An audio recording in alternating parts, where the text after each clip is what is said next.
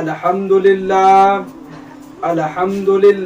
نحمدہ ونصلی علی رسولہ الکریم اما بعد فاعوذ باللہ من الشیطان الرجیم بسم اللہ الرحمن الرحیم۔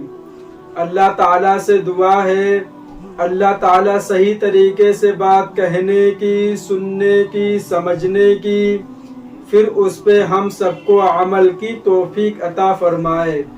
قبر کے 3 سوال اور ان کے جواب۔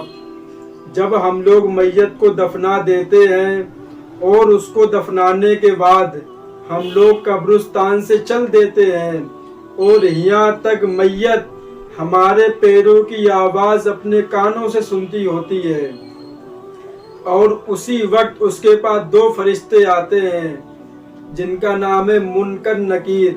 وہ آتے ہیں اور اس کو بیٹھالتے ہیں اور اس سے 3 سوال کرتے ہیں، اس سے پوچھتے ہیں تمہارا رب، تمہارا معبود کون ہے؟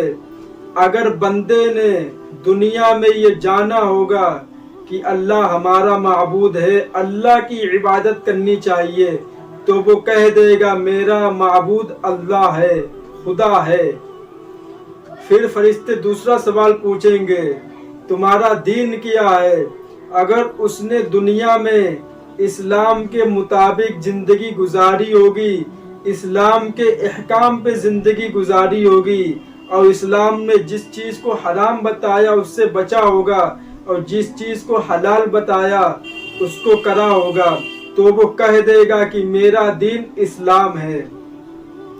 پھر وہ تیسرا سوال پوچھیں گے کہ تم میں جو شخص بھیجا گیا اس کے بارے میں تمہارا کیا خیال ہے؟ وہ فرمائے گا ہمارے نبی پاک صلی اللہ علیہ وسلم ہے وہ۔ سوئی اعلان ہوگا، اللہ تعالیٰ کہے گا میرے بندے نے بالکل سچ کہا۔ ایک جنت کی کھڑکی اس کے لیے کھول دی جائے اور قیامت تک کے لیے آرام سے پڑا سوتا رہے۔ اب باری آتی ہے جو خدا کو نہیں مانتے ہیں، وہ لوگ سمجھتے ہیں کہ مرنے کے بعد میرا حساب کتاب کچھ بھی نہیں ہوتا ہے، ہمارے ساتھ جو ہماری قوم کرتی ہے بس وہی ہوتا میرے ساتھ۔ نہیں میرے بھائی، یہ بات بالکل غلط ہے۔ جیسے ہم لوگوں کے ساتھ سوال جواب ہوتے ہیں، ویسے جو اور قوم کے انسان ہیں ان کے بھی ساتھ سوال جواب ہوتے ہیں جو غیر مسلم ہیں۔ ان کے پاس فرشتے آتے ہیں اور ان سے پوچھتے ہیں بتا تیرا رب، تیرا معبود کون ہے؟ وہ کہتا ہائے افسوس، ہائے افسوس، مجھے کچھ نہیں پتا۔ پھر فرشتہ پوچھتا ہے کہ تیرا دین کیا ہے؟ وہ کہتا ہائے افسوس، ہائے افسوس، مجھے کچھ نہیں پتا۔ پھر تیسرا سوال پوچھتا ہے تم میں جو شخص بھیجا گیا اس کے بارے میں تمہارا کیا خیال ہے؟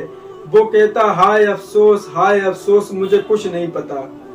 اعلان ہوتا ہے کہ اس کی قبر کے اندر آگ جلا دی جائے اور اس کو آگ کے کپڑے پہنا دیے جائیں اور ایک جہنم کی کھڑکی کھول دی جائے جس سے بدبو اور گندی ہوا اس کی قبر میں آتی رہے گی قیامت تک کے لیے۔